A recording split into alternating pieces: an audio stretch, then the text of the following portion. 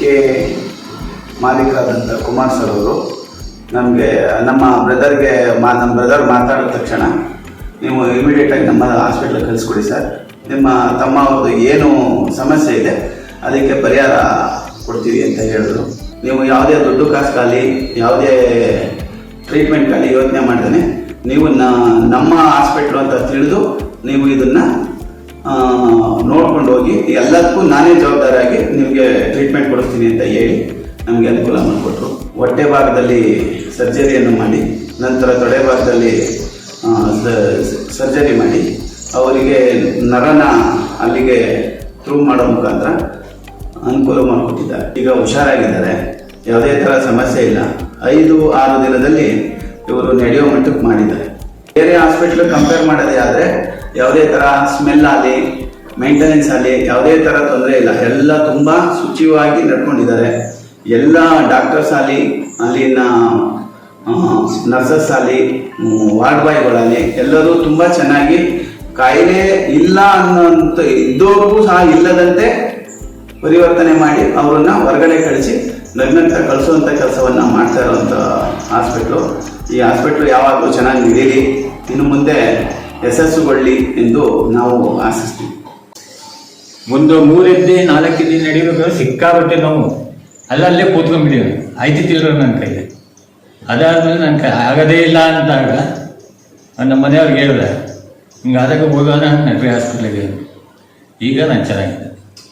NK ಮಾಲೀಕರಾದಂಥ Kumar sir ಅವರು ನಮಗೆ ನಮ್ಮ ಬ್ರದರ್ ಮಾತಾಡಿದ ತಕ್ಷಣ ನೀವು ಇಮಿಡಿಯೇಟಾಗಿ ನಮ್ಮ ಹಾಸ್ಪಿಟ್ಲಿಗೆ ಕಳಿಸ್ಕೊಡಿ ಸರ್, ನಿಮ್ಮ ತಮ್ಮ ಅವ್ರದ್ದು ಏನು ಸಮಸ್ಯೆ ಇದೆ ಅದಕ್ಕೆ ಪರಿಹಾರ ಕೊಡ್ತೀವಿ ಅಂತ ಹೇಳಿದ್ರು. ನಂತರ ಇಲ್ಲಿ ಬಂದು ನೋಡಿದ ತಕ್ಷಣ ಅವರು ಎಲ್ಲ ವ್ಯವಸ್ಥೆನೂ ಮಾಡಿ ಅಲ್ಲಿ ತಕ್ಕಂಥ ನುರಿತ ಡಾಕ್ಟ್ರುಗಳನ್ನ ಕರೆಸಿ ಇವರಿಗೆ ಹೊಟ್ಟೆ ಭಾಗದಲ್ಲಿ ಸರ್ಜರಿಯನ್ನು ಮಾಡಿ ನಂತರ ತೊಡೆ ಭಾಗದಲ್ಲಿ ಸರ್ಜರಿ ಮಾಡಿ ಅವರಿಗೆ ನರನ ಅಲ್ಲಿಗೆ ಥ್ರೂ ಮಾಡೋ ಮುಖಾಂತರ ಅನುಕೂಲ ಮಾಡಿಕೊಟ್ಟಿದ್ದಾರೆ. ಜೊತೆಗೆ ಅವರ ಗುಣ ತುಂಬ ಒಳ್ಳೆ ಮನಸ್ಸಿರುವಂಥ ವ್ಯಕ್ತಿ.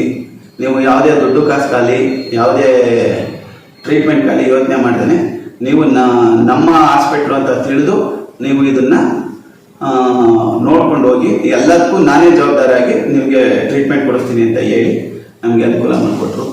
ಈಗ ಹುಷಾರಾಗಿದ್ದಾರೆ, ಯಾವುದೇ ಥರ ಸಮಸ್ಯೆ ಇಲ್ಲ. 5-6 ದಿನದಲ್ಲಿ ಇವರು ನಡೆಯೋ ಮಟ್ಟಕ್ಕೆ ಮಾಡಿದ್ದಾರೆ.